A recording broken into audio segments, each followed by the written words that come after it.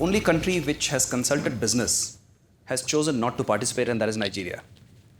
No other country has consulted business as to whether this thing is good for business or not good for business. Let's be clear about that, all right? We are in 25 countries across the continent. We've invested over $3 billion there.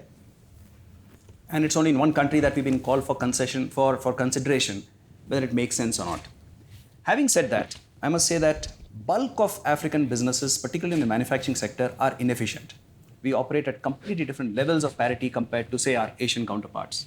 For that reason alone, a trade bloc in Nigeria will not permit an outsider to come and invest in Nigeria if the borders are allowed and are made free and people are allowed to invest, simply because they'll be out of business. It's a beautiful life to live.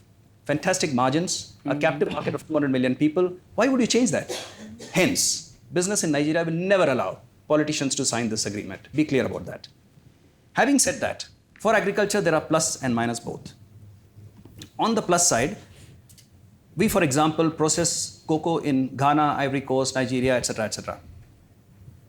All this processed cocoa butter is then taken to Spain for blending, because bulk of the chocolate manufacturers have patented fat compositions, and they want us to blend that fat in a particular manner so that they can deliver Ferrero Rocher chocolates to you, for example. No African country allows import of cocoa beans or cocoa butter from a neighboring country, which means I have to now open a facility in Spain and employ people in Spain and spend import dollars in Spain to use African cocoa butter. Okay? So that makes no sense. That therefore is a downside. And if the African Free Trade Agreement allows it, then we are allowed to bring in raw material from other parts of Africa, blend it there, and therefore add value, more value locally. On the flip side, Ivorian cocoa sells at a $100 discount to Ghanaian cocoa forever. And it will remain like this forever simply because the Ghanaian cocoa farmer knows how to ferment his cocoa far better. Okay, that's a technical detail, but it's a 100-pound difference. If you allow the borders to be open, and that threat already exists, 1 million tons of Ivorian cocoa will flow into Ghana, claim a Ghanaian certificate of origin, get shipped out for that extra 100 pounds. That will completely dissipate the additional value that the Ghanaian cocoa farmer has constructed over the last 60 years. That makes no sense. So the flip side exists. And this is true for most crops across Africa. Will there be a benefit of government policy or government financial support for agriculture because the borders open up? Not a chance. It doesn't exist today within the country. I'm not sure that's going to change. I therefore am of the view that once we get our implementation right, once we get businesses to add value, to understand what else can we do to ensure fences but also ensure gates are open, only then can we make progress here and add value to the business. And how do we do that? Okay.